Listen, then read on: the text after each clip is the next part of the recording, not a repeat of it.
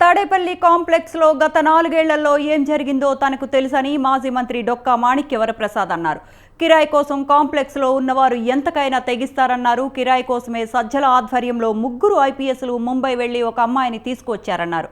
ఆమెను కొట్టి తెచ్చిన వారికి తిరుమల లడ్డూలో కల్తీ చేయటం ఒక లెక్క అని ప్రశ్నించారు.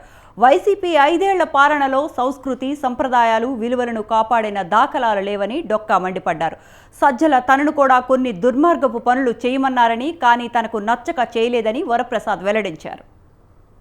తిరుపతి దేవస్థానం లడ్డు విషయంలో కల్తీ జరిగింది అనేది ఒక పెద్ద చర్చనీయాంశంగా ఉంది. ముఖ్యమంత్రి గారు మాట్లాడారంటే దాంట్లో ఒక ఎవిడెన్స్ ఉంటేనే, ఖచ్చితమైన ఎవిడెన్స్ సమాచారం ఉంటేనే, ఖచ్చితమైన సమాచారం ఉంటేనే ఆయన మాట్లాడుకుంటారు. నేనైతే ఒకటి చెప్పగలను, కిరాయి కోసం కాంప్లెక్స్ లో సజ్జల నాయకత్వంలో రచించి ఒక కట్టుకథ రచించి ఆ కట్టుకథ మేరకు ఒక కిరాయి మాట్లాడుకొని ఆ కిరాయి కోసం 3 ఐపీఎస్ అధికారులు బొంబాయి వెళ్ళి ఆ అమ్మాయిని ఎత్తుకొని వచ్చి నిర్బంధించి హింసించి చితకబాదారంటే ఆ అమ్మాయిని.